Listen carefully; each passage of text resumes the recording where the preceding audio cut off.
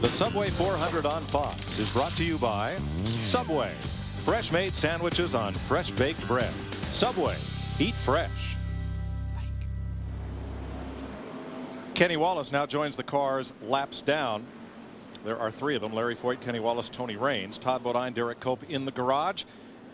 We're set to go back to green at 111 laps. Tough pit stop for Bill Elliott. He's back in 19th after running with the leaders all day.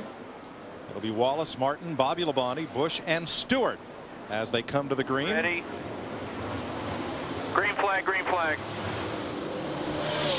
I'd like to see this thing go green for a while, would you, Larry? Just see who's got the best car, because we really can't tell yet. That's when it shows up, about 50, 60 laps.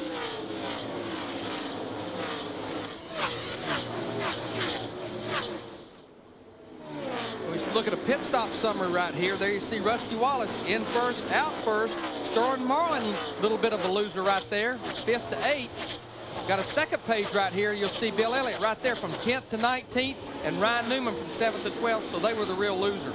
Tony Stewart now in the top 5 here, 113 laps into this race. And you got to believe, Larry, when you see good teams like that fall back like that, they must have made some kind of major chassis adjustment, maybe spring rubbers or something that held them up a little bit in the pit. It don't take long. Let's get an update on those stops from pit road. Dick Berggren. Rusty Wallace has clicked off some great pit stops today, Mike. Billy Wilbur, his crew chief, is also the front tire man. He has been calling instructions to the rest of the crew from pit wall literally as he jumps over. To Matty. Dick, no adjustments for Tony Stewart. He said he just feels like they can't tighten the car up anymore in the center. No adjustments, but they are talking about what changes to make on their next stop. They realize there's a lot of laps left to run. They don't want to start dialing themselves out this early. They're going to wait and see. Steve? Well, Matt Kenseth likes his race car. No adjustments to that number 17, but he told his spotter, I'm having a hard time seeing out the back. Don't get me wrecked. The team put a new support bracket across the back windshield, and he's having a hard time seeing. Jeannie Zelasco. Well, Jimmy Johnson's crew chief, Chad Canals, told me this morning that today would be a little bit of a science project because of the lack of track time. One of the things they've already learned from this pit stop, the right front tire has way more buildup than they want. And they're going to have to go with a little lower air pressure in the next set of tires that they put on.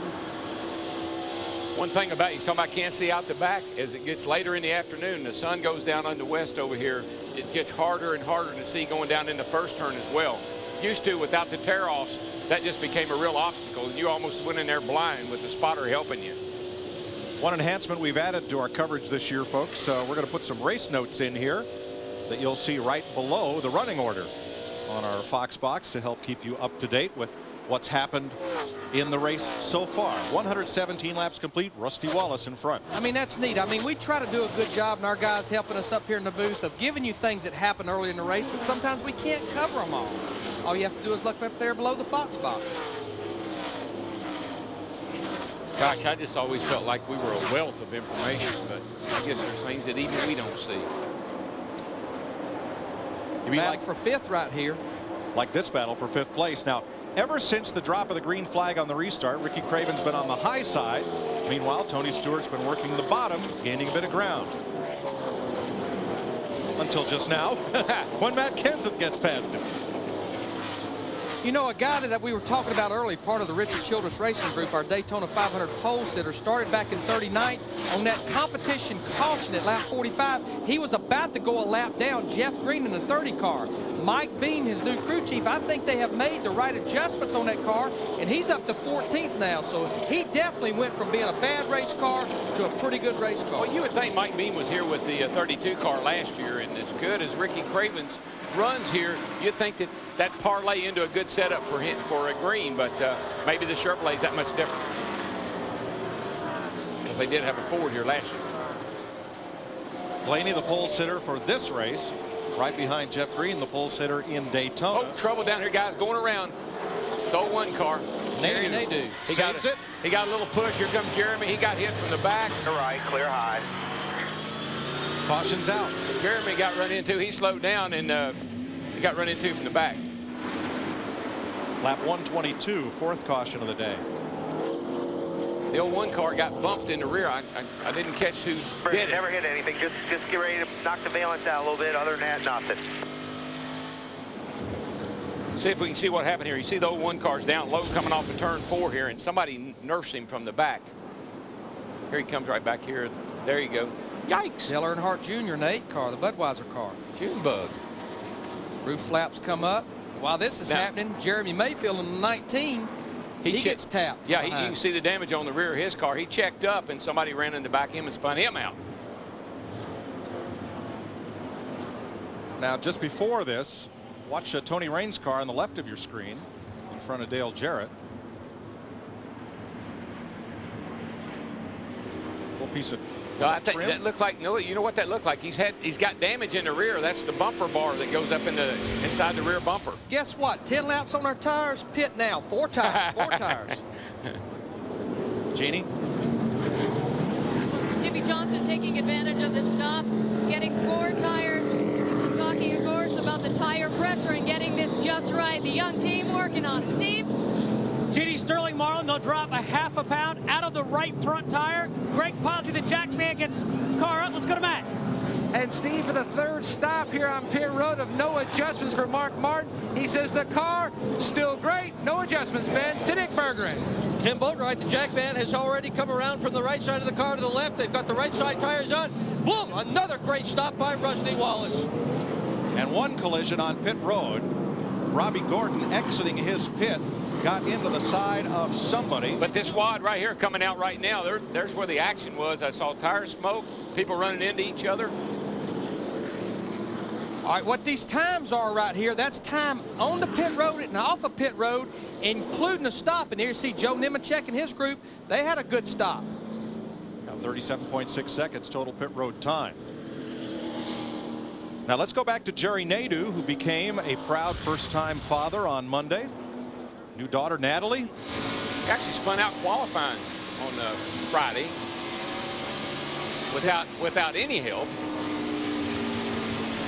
Dale Jr. here, and doesn't take much, just a little.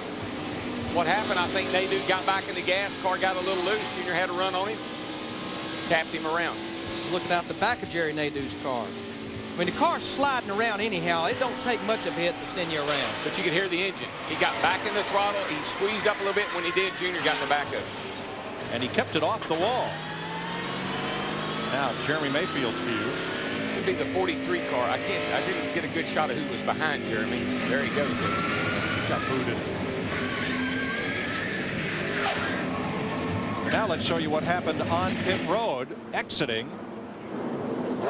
Right down here. Here comes Gordon out.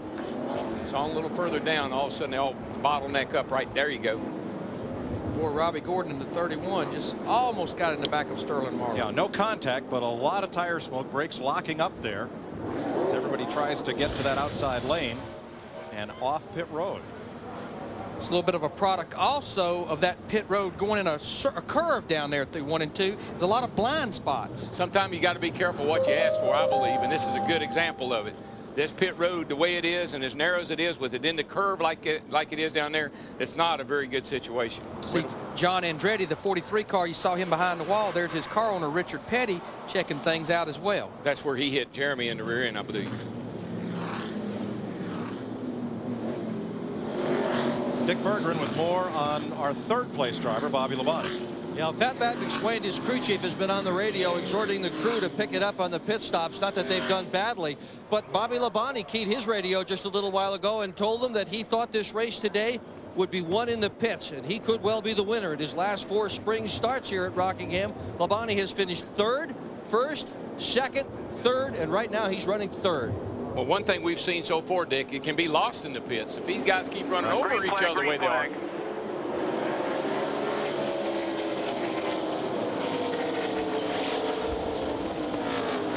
Not a lot of lap cars to deal with right now. Just Larry Ford in the 14, Tony Raines in the 74 right now on the inside line.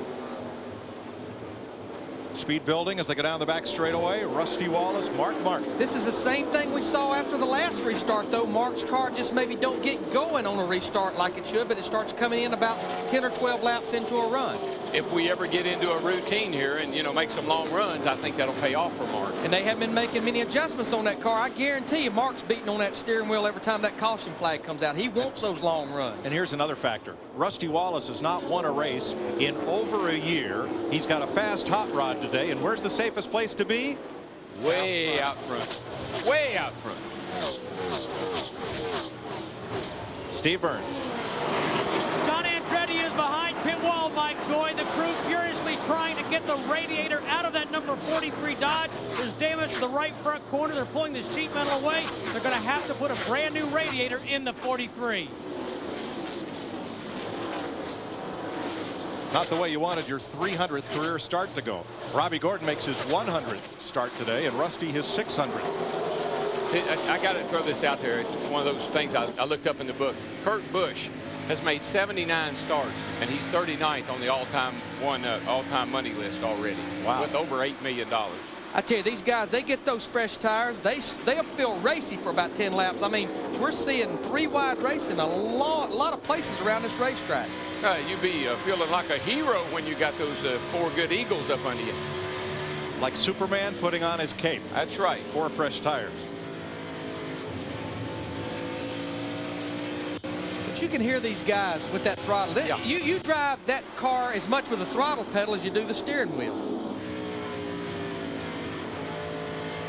Look at Johnny Benson, his last green flag lap before the pit stops versus the speed he's running now. And you heard Jeff Hammond talking earlier. That equates out to about 1.5 seconds to 2 seconds difference.